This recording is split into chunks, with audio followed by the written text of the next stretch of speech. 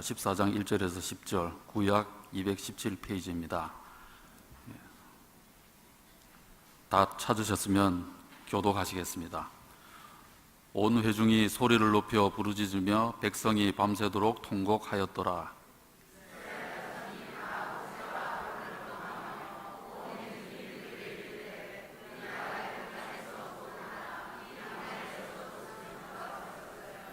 어찌하여 여호와가 우리를 그 땅으로 인도하여 칼에 쓰러지게 하려 하는가? 우리 처자가 사로잡히리니 애굽으로 돌아가는 것이 낫지 아니하랴.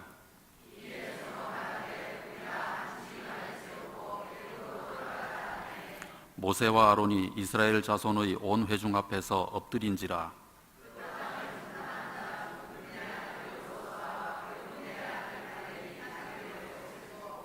이스라엘 자손의 온 회중에게 말하여 이르되 우리가 두루 다니며 정탐한 땅은 심히 아름다운 땅이라.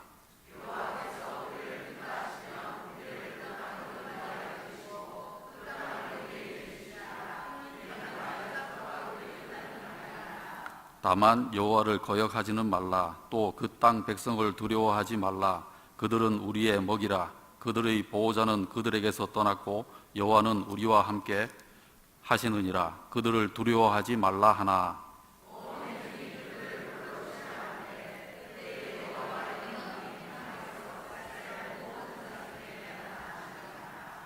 아멘.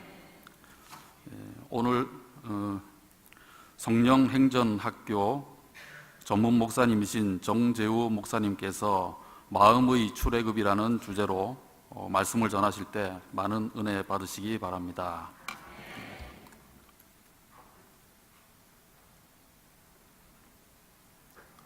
할렐루야, 할렐루야. 오늘 저녁에 이렇게 또 서울에서부터 훌륭한 목사님을 모시게 되어져서 대단히 감사하게 생각합니다. 우리 정재호 목사님은 주보에 소개되어진 대로 런던 순복음교회 담임 목사님을 역임하셨고 한세대학교 교수와 그리고 대저동 순복음교회 당회장으로서 이렇게 수고하시고, 또 우리 목사님이 그동안에 여의도 교회와 우리 교단에 영향을 미친 것은 성령행전학교 전임으로서 이렇게 전문 목사님으로서 활동하셨는데, 이제 현재는 은혜와 정원교회 담임 목사님으로 이렇게 봉사하시고 계십니다. 우리 목사님을 그동안에 한번 모셨으면 했는데 시간이 맞지를 않아가지고, 또 내가 사람을 잘못 사귀기 때문에 이래 모시지를 못했는데 드디어 오시게 되어졌습니다. 아무튼 새로운 문이 열려져서 앞으로 자주 오실 수 있는 어떤 기회가 되어졌으면 좋겠습니다. 그리고 내일 새벽 기도에도 우리 목사님께서 설교해 주시기로 되어져 있습니다. 그러니까 많이 참석하셔서 은혜 받으시기를 바랍니다. 여러 가지 모양으로 하나님 앞에 성경헌금을 드리고 또 감사헌금을 드리고 하셨는데, 드린 헌금을 위해서도 우리 목사님께서 축복 기도해 주시고 말씀 전해 주시도록 하겠습니다. 우리 나오실 때 환영하는 마음으로 할렐루야 하면서 맞이하십시다. 할렐루야. 박수하십시다.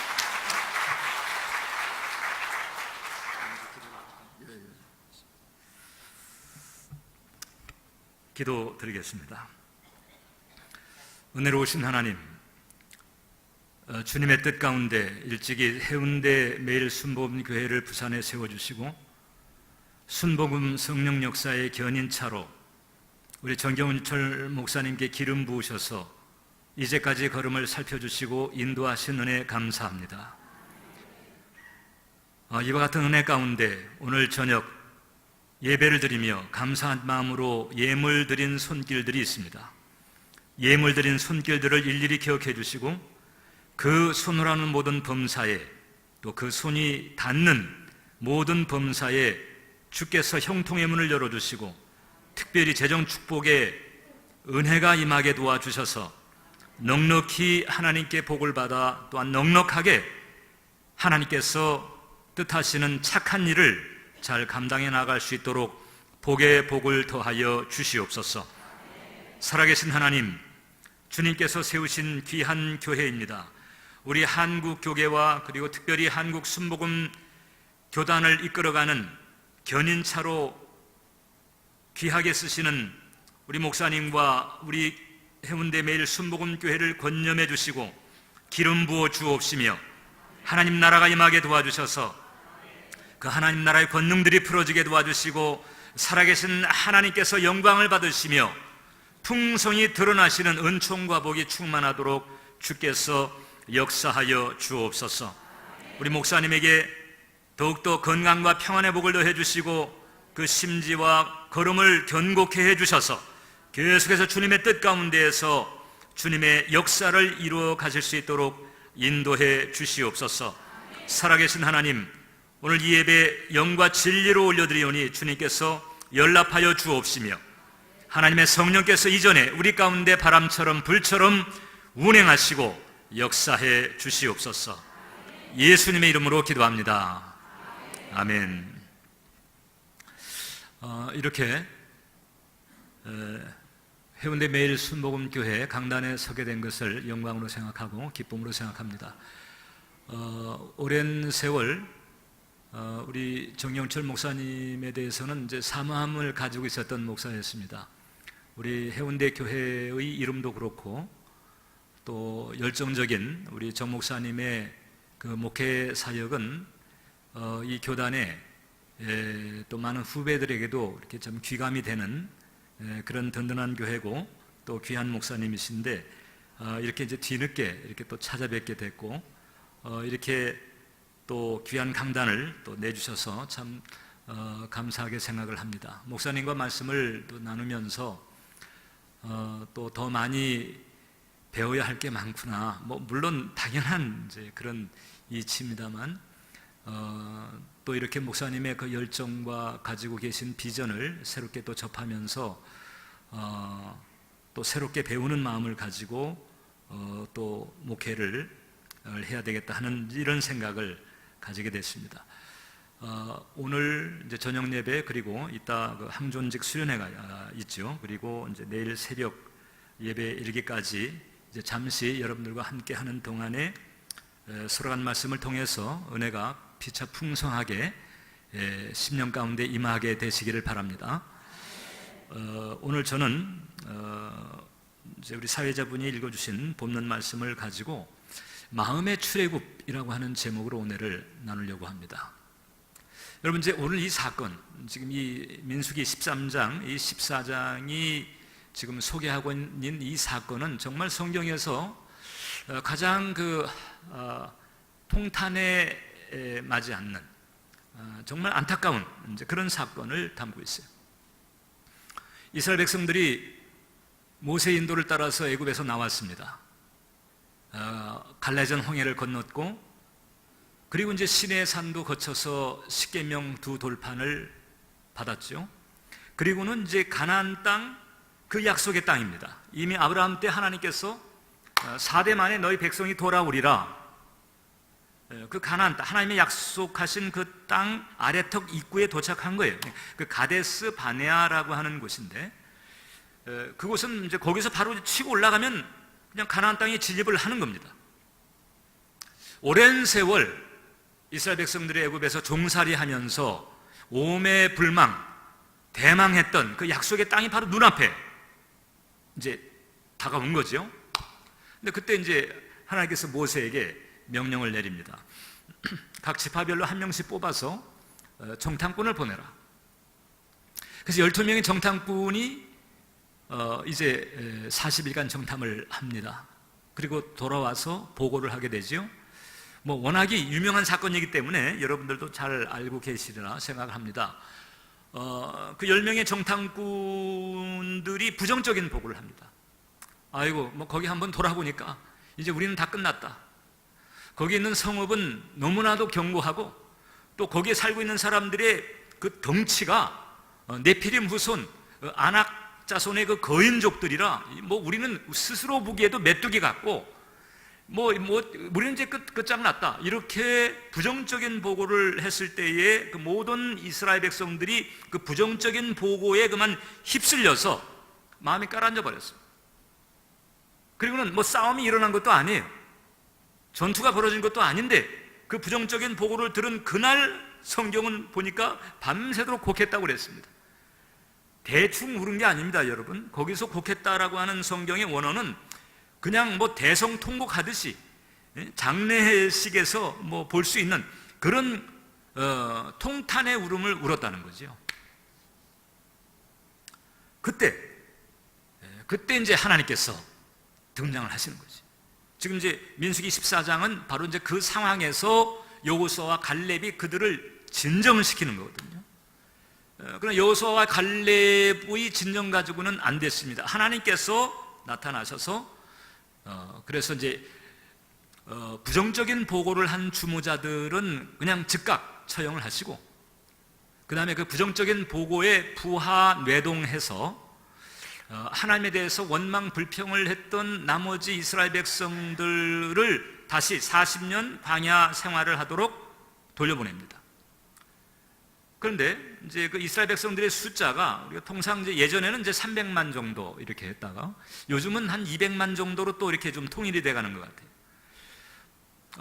왜냐하면은 그 민수기 그 초장을 봤을 때 제 1차 계수를 합니다. 민수기에는 이제 이스라엘 백성들 2번 계수한 기록이 나오는데 1차 계수할 때 20세 이상으로 싸움에 나갈 만한 자가 60만 3,550명 나왔어요. 그러면 이제 그 장정 하나에 부양가족이 한 서너 된다고 봤을 때 대략 한 제 200만을 상회하는 이런 손으로 이제 추계를 하는 거죠.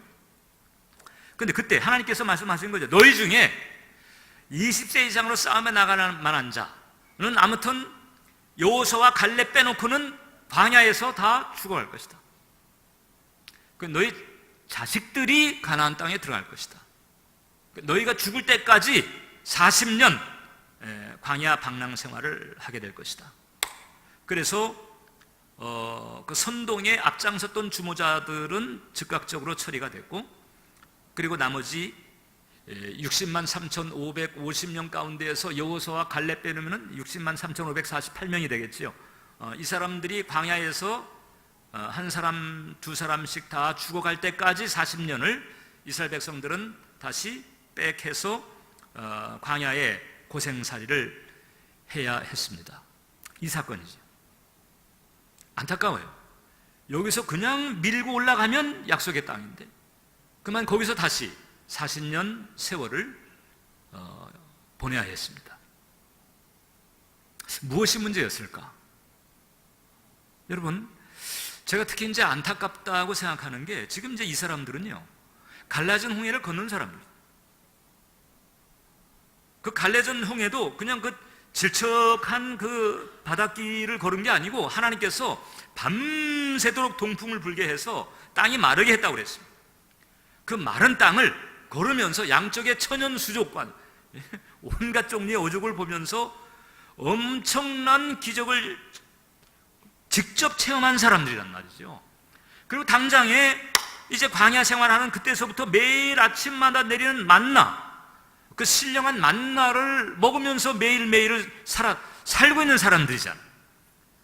시내산에서 그 시내산 꼭대기에 영광 중에 임하신 그 불과 같은 영광으로 임하신 하나님의 임재를 눈으로 봤던 사람들이, 하나님의 임재를 받고 그리고 갈라진 홍해를 건넜고 매일마다 지금 그 기적적인 양식 신령한 만나를 매일 먹고 지금 살고 있는 사람들인데, 그런데 그만 그 10명의 부정적인 정탐꾼의 보고를 듣고는 이제 하나님을 거스르고 원망하며 심지어는 대적까지 합니다. 아니, 그 많은 기적을 체험했다면 그래도 하나님 편에 서야 되는 거잖아요. 양심이 있다면. 우리는 뭐 갈라진 홍해는커녕 갈라진 시냇물도 건넌 적이 없잖아요. 그런데 그런 엄청난 기적을 체험하고 또 이스라엘 백성들이 결국 불신앙의 나락으로 떨어져 버리고 만 거지요. 뭐가 도대체 문제였을까? 이런 문제가 있습니다. 몸은 출애굽했는데 여러분, 마음이 아직 출애굽을 안 한 거예요. 430년 이스라엘 백성들이 애굽에 살면서 요셉을 알지 못하는 왕이 득세한 그 다음서부터 이제 노예로 전락했는데, 그 애굽에서 종살이를 했던 거지. 근데 모세의 인도 때문에 애굽에서 나왔어요. 출애굽했단 말이죠. 출애굽했지만 그네들의 마음은 여전히 종살이를 하고 있었다. 몸은 해방되었지만 마음이 해방되지 못했습니다. 몸은 출애굽했는데 마음이 출애굽하지 못했습니다. 자, 그러다 보니까 그 엄청난 기적들을 직접 체험했음에도 불구하고 끊임없이 하나님에 대해서 신뢰를 보내지 못하고 있는 거죠. 그리고는 광야 40년 생활 연단을 받아야 했습니다. 그 60만 3,548명이 다 죽어가야 했어요.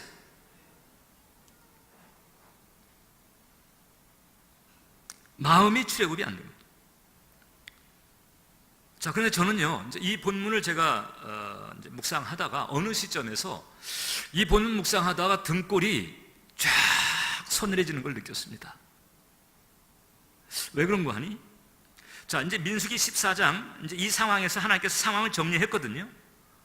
지금 다시 말씀드립니다만은 너희 중에 어떻든 원망 불평한 자들은 다 이제 죽을 것이다. 그리고 너희 자손들이 가나안 땅에 들어갈 것이다. 그러셨어요. 그리고 상황이 정리가 됐습니다. 그리고 이제 그 이후로부터 자, 이스라엘 백성들은 정확하게 말하자면 이제 38년 좀 넘죠. 광야에서 이제 방랑 생활을 하게 되는 거죠. 그런데 여러분, 광야에서 방랑을 하면서도 그네들이 제사를 안 드린 게 아니에요. 여전히 성막은 있었고, 여전히 그 성막에서 제사는 드려지고 있었고, 그 성막 안에 번제단이나 분향단에는 여전히 하나님께서 내린 불이 지피어져 있었습니다. 이스라엘 백성들은 제물을 가지고 와서 제물을 잡고 하나님 앞에 속죄의 은총을 얻었지요. 그리고 우리가 민수기라든지 혹은 출애굽기라든가 신명기에서 볼 수 있는 것처럼 그 광야 생활에서 여러 가지 문제나 어려움이 닥쳤을 때 그때 하나님께서 해결해 주었습니다. 마실 물이 없었을 때에는 반석을 깨서 생수가 터져 나오기도 하시고, 아말렉 같은 그런 그 대적들이 쳐들어올 때에는 하나님께서 도와주셔서 그 대적들을 물리칠 수 있도록 그 문제를 해결해 주셨어요. 그래서 그 광야 그 40년 세월 동안에 여전히 제사도 드렸고, 하나님께서 그 제사를 받으셨고, 그리고 문제도 해결해 주셨고, 그네들이 원망 불평했다고 그래가지고 그 다음 날로 하늘에서 내리던 만나가 그쳐진 게 아닙니다. 여전히 만나는 계속 내려졌어요. 이 이스라엘 백성들이 길갈 땅에 도착해가지고 그 가나안 땅의 농산물을 먹을 때까지, 먹는 그 전날까지 만나는 계속해서 내려졌단 말이죠. 그런데 이제 그런 은혜를 주셨는데 그 40년 그 동안에 적어도 그 출애굽 1세대 가운데에서 원망 불평에 참여했던 그 성년 남자들에게는 하나님께서 선을 딱 그었다는 거잖아요. 선을 그었어요. 어떤 선을 그었냐? 내가 너희가 드리는 제사도 내가 받아. 난 맨날 만나 내려줄게. 그리고 대적의 문제가 있고 뭐 여러 가지 무슨 의식주 문제가 있어. 그럼 내가 해결해 줄게. 그래서 해결해 주시는 거예요. 의식주 문제도 해결해 주시고 대적의 문제도 해결해 주시고 제사도 받으시는데, 근데 그것까지는 다 해주는데 딱 선을 그어서 근데 너희는 가나안에 못 들어간다는 거죠. 그 소년 남자들 마지막 한 사람이 죽어갈 때까지 거기에 속해 있는 그 소년 남자들은 광야 40년 세월을 계속 지나가면서 그 마지막 한 사람이 죽어갈 때까지 그 소년 남자들이죠. 하나님께서 우리가 드리는 제사도 받으시고 매일마다 만나도 주시고 또 대적의 문제도 해결해 주시고 생수도 공급하시는데 이런 거 다 주시는데, 그런데 가나안 땅은 안 된다고 하셨어. 우리는 가나안 땅이 안 돼. 이런 사람이 있었던 거죠. 그나마 위안이 되는 게 어떤 거겠어요, 여러분? 그래도 우리 자식들은 들어간대네. 우리 자식들은 들여보내시는가 봐. 이렇게 살다가 광야에서 죽어간 이스라엘 백성들이 있었어요.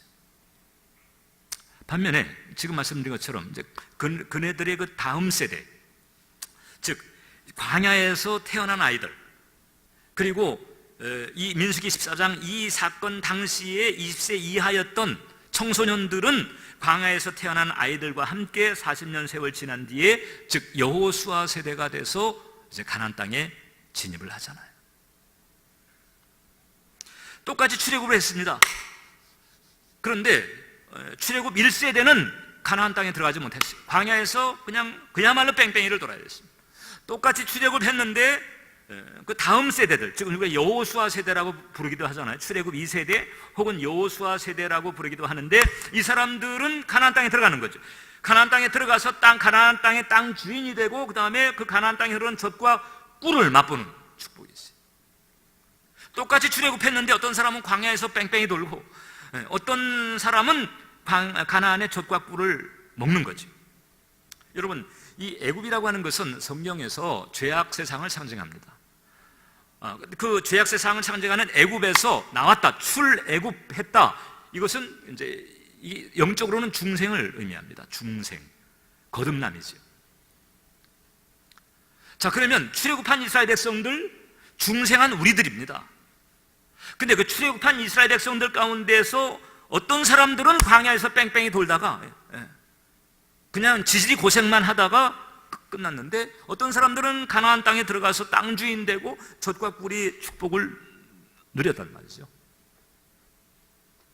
이건 우리식으로 이제 비유를 하자면, 중생을 했는데, 여러분, 똑같이 중생을 했는데, 그래서 같이 교회를 다니고 있지만, 같이 교회를 다니고 있음에도 불구하고 그 중에 어떤 사람들은 마치 광야에서 뺑뺑이 도는 것처럼 그냥 고생만 하는, 지질이 고생하다가 신앙생활이 끝나는 사람도 있고, 반면에 또 어떤 사람들은 가나안 땅의 땅 주인이 되는 것처럼 그렇듯 또 축복을 받고 가나안의 젖과 꿀이 흐르는 이런 은혜를 맛보면서 좀 승리로운 신앙생활을 하는 사람이 있고, 그렇게 갈라진다는 거죠. 우리들이 그렇게 갈라져요. 저도 목회 30여 년 넘게 해봤습니다. 그렇게 갈라져요. 큰 교회, 작은 교회. 저는 이제 여의도에서 이제 목회가 자랐습니다.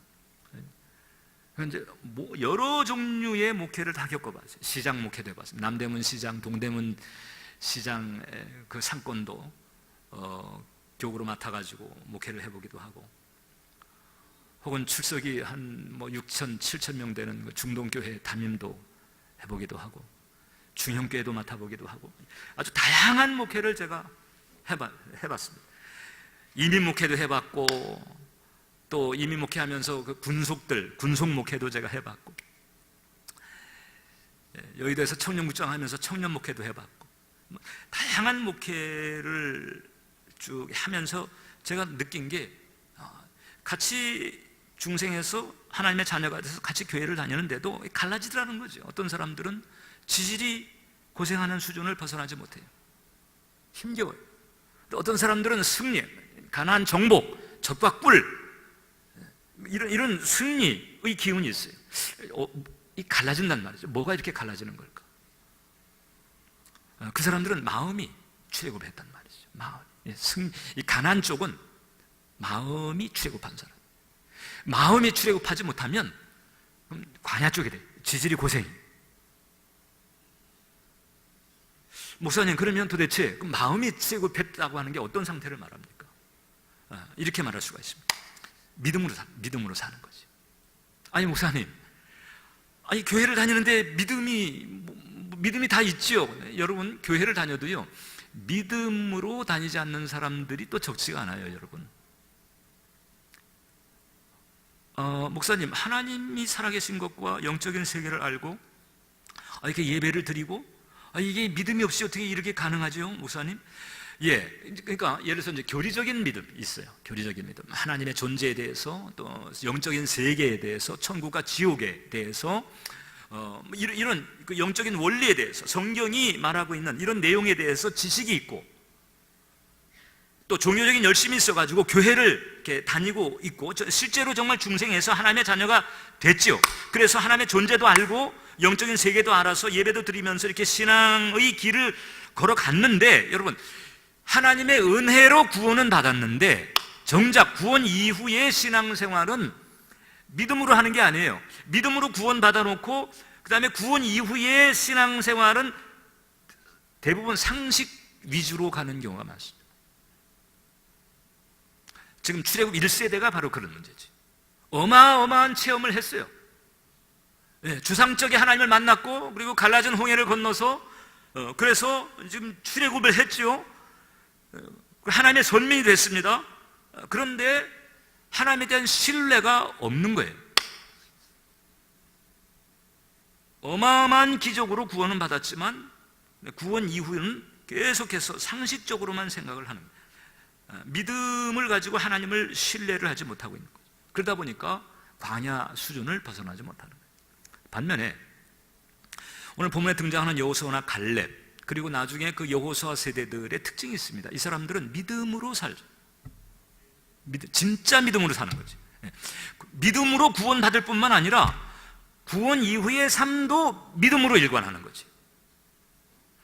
그러니까 마음이 출애굽했느냐 안 했느냐라고 하는 것은 구원받을 때만이 아니고 구원 이후의 삶에서도 계속해서 믿음으로 일관하느냐 하고 있지 않느냐의 문제가 된다는 거죠.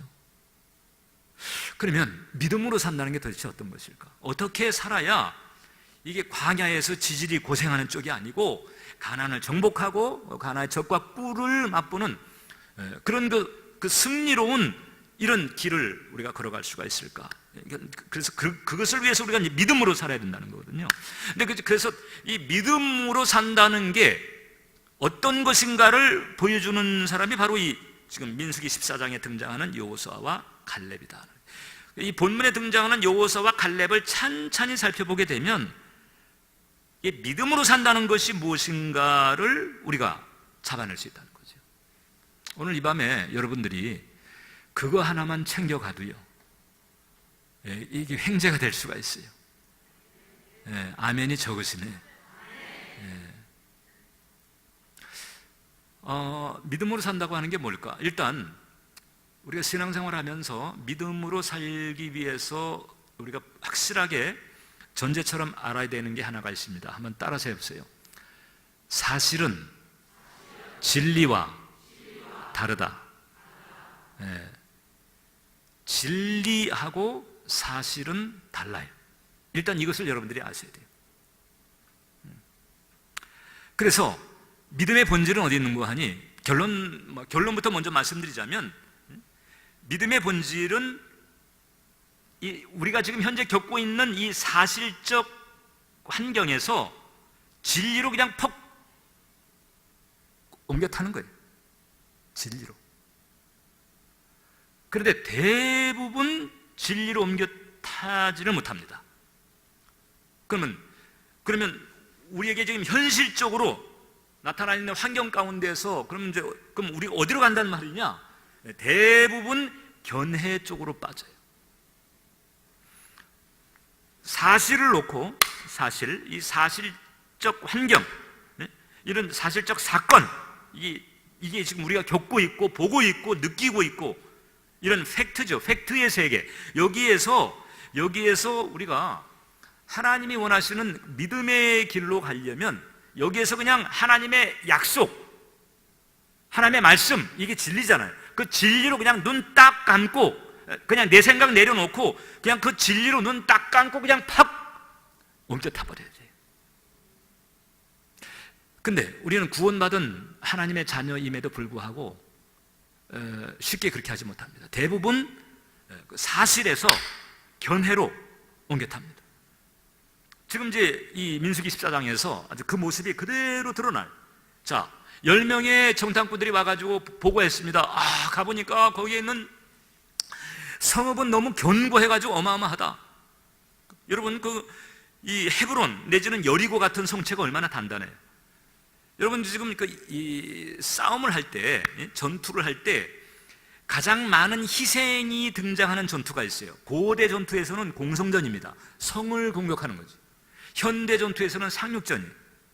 이건 다 이 적들은 그냥 성체 안에서 버티고 있고 그 해안가에 그 시멘트 벙커 안에 딱 버티면서 그냥 총을 쏴대고 이러는데 거기 맨몸으로 그냥 사다리 타고 올라가거나 맨몸으로 그냥 뱃사장을 그냥 뛰어서 가려니까 얼마나 많은 병사들이 죽어요. 그러니까 옛날에는 공성전, 현대는 상륙작전, 이게 수많은 그 사상자들이 나타날 수밖에 없는 전투지요.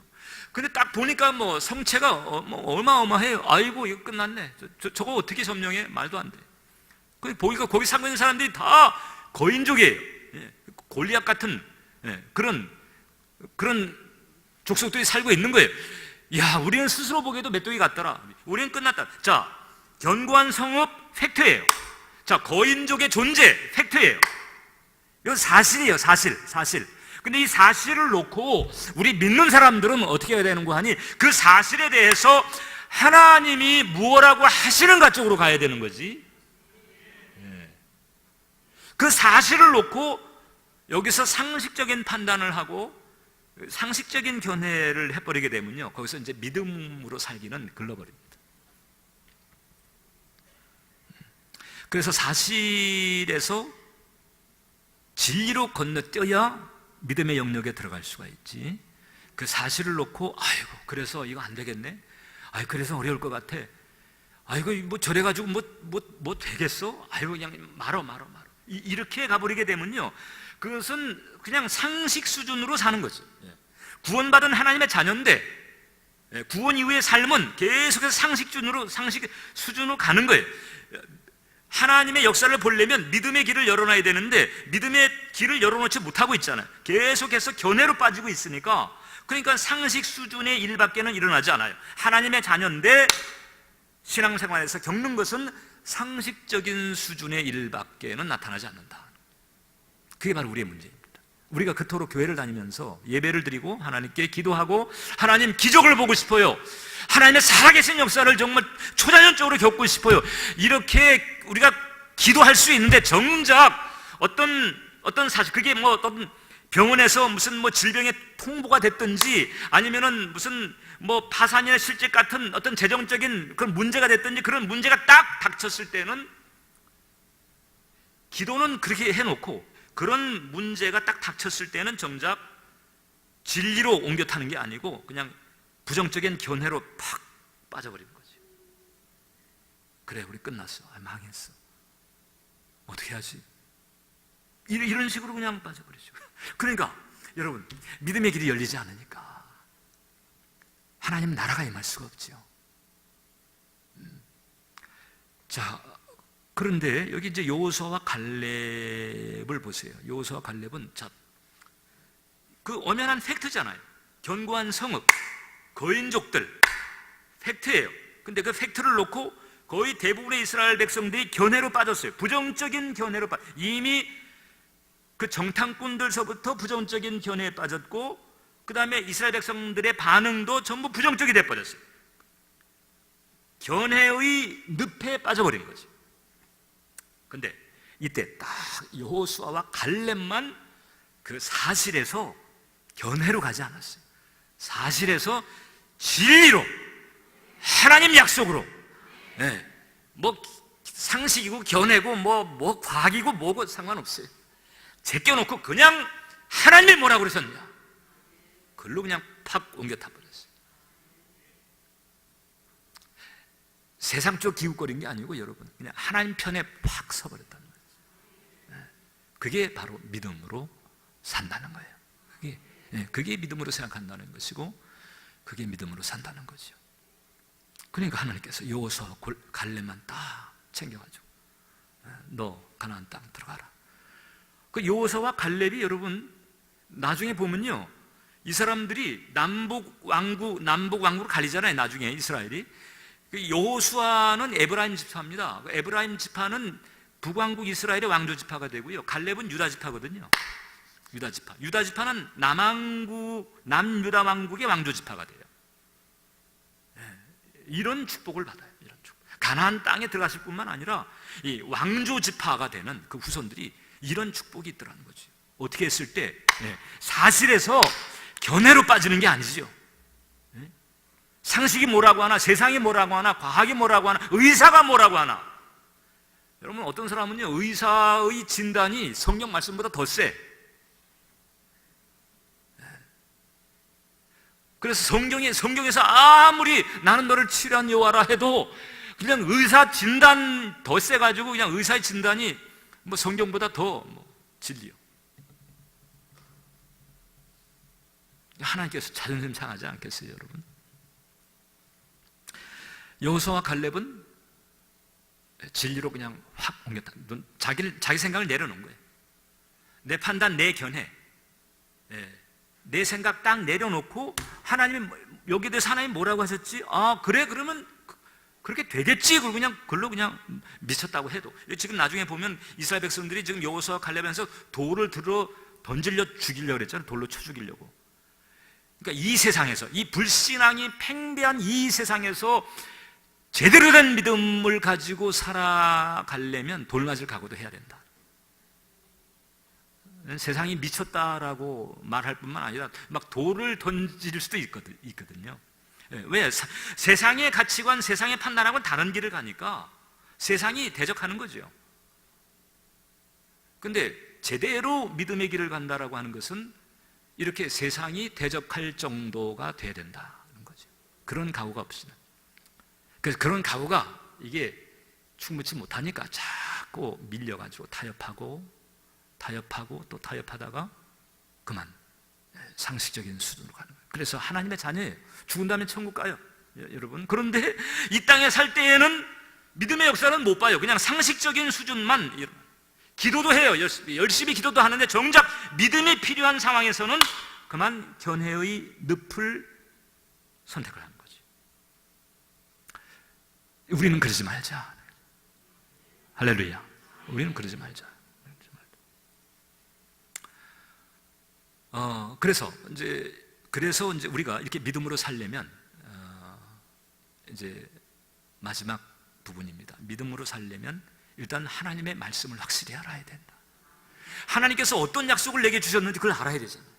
그걸 모르면 뭐 붙잡고 말 것도 할 것도 없어요. 뭐 옮겨 타려면 내가 딱 옮겨 타가지고 나를 받쳐줄 받침대가 있어야 되는데 하나님 말씀을 모르면 받침대가 없는 것 같아. 옮겨 탈 데가 없어. 하나님 편을 어떻게 들지 알 수가 없어요. 그러니까 하나님 말씀을 알아야 되죠. 성경도 읽어야 되고 정독도 해야 되고 통독도 해야 되고 매일 묵상도 해야 되고. 그래서 하나님의 생각은 뭔가, 하나님은 뭐라고 말씀하시는가, 이런 케이스 저런 경우를 놓고 하나님은 어떻게 말씀하셨지, 하나님은 내게 어떤 약속을 주셨지, 이런 대목들을 우리가 확실히 잘 알아야 된다는 거죠. 그래서 여러분 바울이 그랬잖아요. 믿음은 들음에서 나고 들음은 그리스도의 말씀에서 나옵니다. 그 믿음은 하나님 말씀에서 오는 거잖아요. 그러니까 말씀 자체가 없으면 좋은 믿음을 가질 수가 없어요.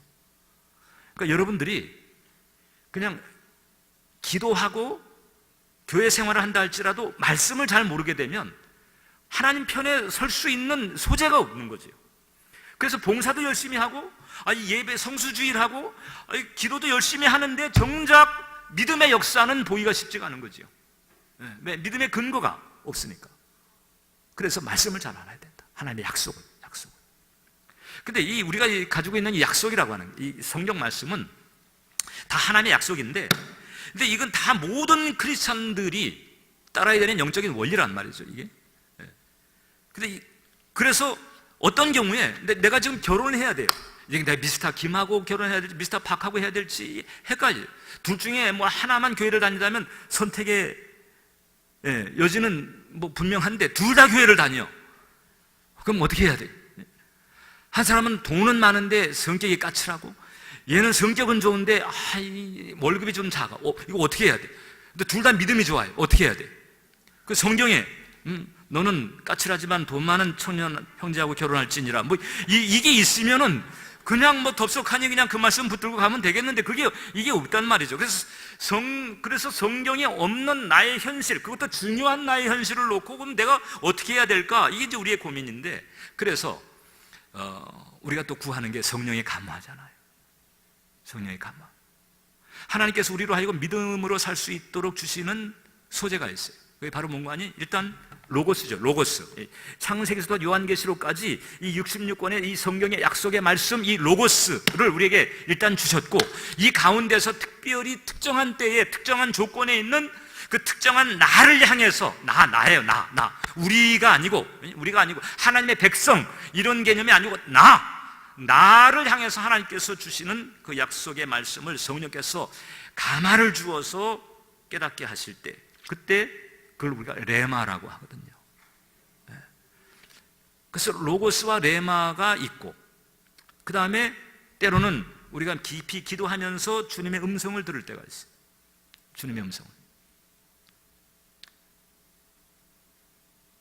저는 새벽 기도가 주님의 음성을 듣고 또 다른 그 사역지를 찾아서 결단을 하는 이런 일을 해본 사람입니다.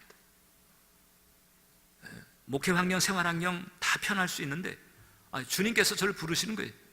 너는 이제부터 좀 내가 원하는 새 일을 해야 되겠다. 그래서 아브라함처럼 그냥 음성 듣고, 근데 그 3번을 겹쳐서 말씀하시더라. 3번. 그 2번만 겹쳐서 하시더라도 주님 이거 한 번 더 좀 확인해 보면 안 될까요? 이렇게 나갈 수 있겠는데 3번을 바로 그냥 겹쳐서 이렇게 하시니까, 그러니까 제가 느낌에 그 새벽기도 하면서 그 음성을 들었을 때 제 느낌에 넌 더 군소리 말고 그냥 순종해, 뭐 이렇게 꼭 하시는 것 같더라고, 기분에. 그래서 제가 그냥 순종하고 안정된 환경 내려놓고 또 새롭게 도전하는 길을 저는 이제 결행을 한 사람이에요. 그런 주님의 음성 같은 게 있죠. 주님의 음성. 여러분, 아브라함 때는 성경 자체가 없었어요. 성경이 없었어요. 하나님께서 어느 날 아브라함에게 떠나라. 그 아브라함이 떠난 거지. 대단한 거예요. 자, 그래서 이 하나님의 약속의 말씀, 로고스가 됐든지 혹은 그 안에서 성령의 가마를 주어서 나에게 특별하게, 특히 이제 이 질병의 고통을 겪는 분들이 레마의 말씀을 많이 받아요.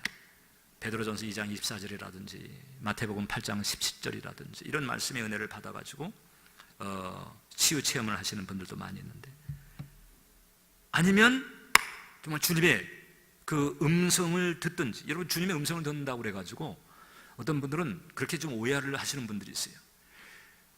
사실 저도 한때 주님의 음성을 듣는다면 적어도 이런 정도는 돼야 된다 이렇게 생각을 했어요.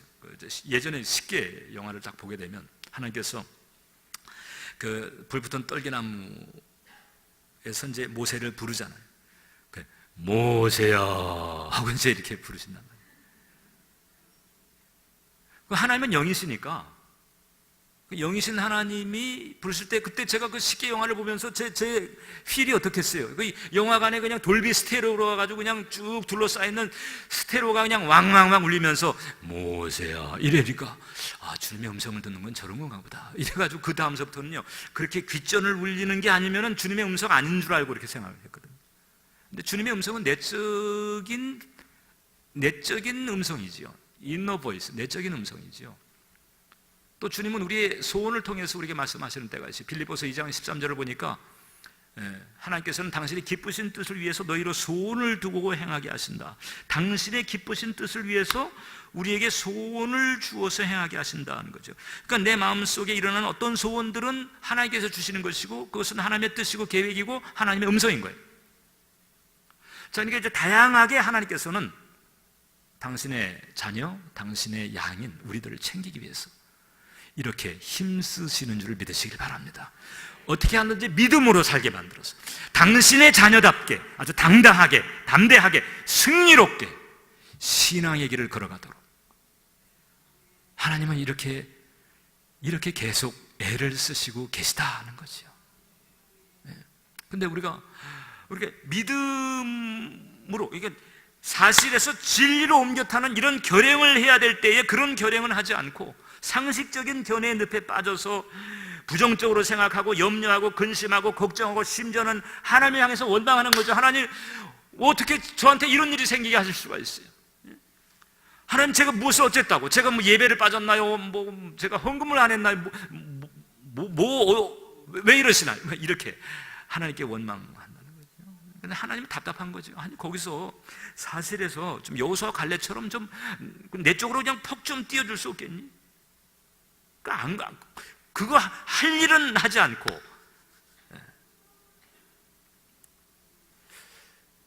하나님은 이제 안타까우신 거죠. 이 얘기만 하고 마치겠습니다. 이 사실에서 진리로 옮겨 탄 가장 극명한 케이스가 바로 그 베드로이죠. 예수님께서 제자들을 자, 너희 배 타고 저 갈릴리 바다 건너편으로 가거라 그랬습니다. 자, 제자들이 이제 배를 타고 갈릴리 건너편으로 이제 막 가고 있는데 한밤중에 풍랑이 다가왔어요. 예수님 안 계셨어요. 얼마 전에 갈릴리에 풍랑이 있어서 그때는 예수님께서 배 안에 계셨어요. 배꼽물에서 잠을 주무셨지만 그때는 예수님께서 함께 계셨거든요. 근데 지금 이 상황은 예수님조차도 안 계세요. 근데 반풍랑을 만났어요. 갈릴리에서 뼈가 굵은 어부들이잖아요. 그 제자들이. 아이고 이제 우리는 죽었네, 우리 끝났네, 이렇게 생각을 하게 만들었던 그 정도의 무시무시한 반풍랑이었어요. 근데 예수님께서 걸어오신 거잖아요. 예수님께서 딱 걸어오신 걸 딱 보고 그 제자들이, 배 안에 있는 제자들이 아이고 이제 살았다. 왜 예수님께서 내니 안심하라, 내니 두려워 말라 그러셨잖아요. 아, 우리는 살았네. 근데 그때 베드로가 툭 뛰쳐나와서 뭐라 그러는 거예요? 주님, 만일 주시어든 날더러 오라 하소서. 오라 하소서. 오라는 말씀을 달라는 거예요. 말씀, 진리, 약속. 베드로가 오라는 말씀, 오라고 하소서. 그랬더니 예수님께서 오라 그랬거든요. 그랬더니 그 오라라고 하는 말씀이 떨어지자마자 오라라고 하는 말씀을 탁 듣고는 조금 전까지도 겁먹었던 그 풍랑을 향해서 그냥 몸을 던져버리잖아요. 원래 풍랑은 무시무시한 거잖아요. 원래 물이라고 하는 데는 몸을 던지면 빠지는 데잖아요. 반풍랑이에요. 아무리 갈릴리에서 잔뼈가 굵은 어부 출신이었다 할지라도 그 반풍랑에 물에 빠진다, 이거 힘든 상황인데, 근데 베드로는 지금 어떻게 된 거죠? 베드로가 우리에게 그걸 그대로 보여주고 있어요. 사실에서, 자, 풍랑이라고 하는 사실, 여기에서 베드로는 오라라고 하는 하나님의 말씀, 약속이죠, 진리죠, 그냥 글로 그냥 푹 몸을 던져버린 거지. 이게 물이야. 저기 들어 빠져. 풍랑인데 휩쓸려가지고 막 익사할지도 몰라. 이게 상식이잖아요. 이게 상식적인 견해고 일반적인 견해잖아요. 근데 베드로는 그거 제끼고 오라 하는 말씀 듣고 그냥 몸을 던져버렸다는 거죠. 그래서 베드로는 잠시나마 물 위를 걸었단 말이죠. 제가 제일 궁금한 것 중에 하나가 그거예요. 나중에 이제 천국 가면 제가 베드로 만나가지고 제 1차적으로 제가 물어볼 질문이 그거예요. 그때 그 물 위를 걸어갈 때 물이 딱딱하게 받쳐주느냐, 아니면 이게 소프트하게 받쳐주느냐, 나 그게 궁금해. 그게 베드로야말로 사실에서 이게 견해로 가지 않고 진리로 옮겨 타는 게 무엇인가를 보여준 거지. 믿음이라고 하는 게 바로 그런 본질을 가지고 있습니다. 그래서 우리가 그 길을 가야 된다, 믿음으로 살려면. 여러분들이 오늘 이 저녁에 이 설교 듣고 아 그렇네, 그래, 그럼 난 이제 당장 내일서부터 진리로 옮겨 타야지, 이렇게 하셔야 돼요. 그렇게 하셔야 되는데, 여러분 이 견해라고 하는 게 이게 만만치가 않습니다.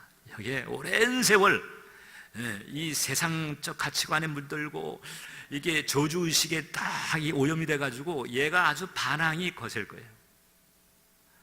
그래서 그 거센 반항을 뿌리치고 그냥 걔를 무시해버리는 거예요. 견해를 무시해야 돼. 견해를 거기다 귀를 기울이면 벌써 믿음으로 가는 것은 물 건너갑니다. 바로 진리로 옮겨 타는 이런 길을 가시면 마치 여호수아 세대들이 가나안 땅을 정복하고 젖과 꿀에 흐르는 축복을 수호했던 것처럼 베드로가 물 위를 걷는 기적을 체험했던 것처럼 여러분들의 삶에도 하나님의 약속이 그대로 이루어지는 놀라운 은혜와 능력과 기적이 일어날 줄 믿습니다. 기도하겠습니다. 하나님 우리 아버지, 오늘 해운대 매일 순복음교회 우리 교우들과 함께 믿음의 본질에 대해서 나눴습니다. 하나님, 끊임없이 우리에게 닥치는 이 사실, 환경들, 문제들, 아버지 하나님, 이 조건 가운데서 우리는 늘 하나님의 약속의 말씀을 기억하며 하나님의 그 약속의 말씀, 즉 진리로 옮겨 타는 이런 결단을 할 수 있도록 도와주시옵소서.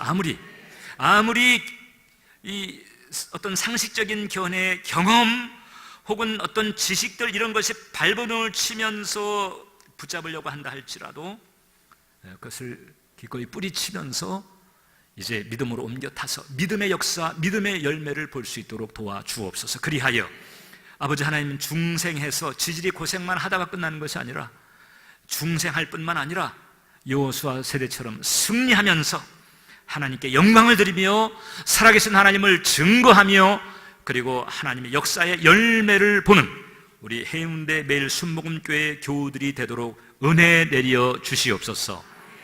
예수님의 이름으로 기도하옵나이다. 아멘. 맞습니다. 할렐루야. 은혜스러운 말씀 감사합니다. 기억하시면서 진리 따라 살아가심으로 모든 것을 승리하고 그리고 극복할 수 있는 이와 같은 은혜가 있어지기를 바랍니다.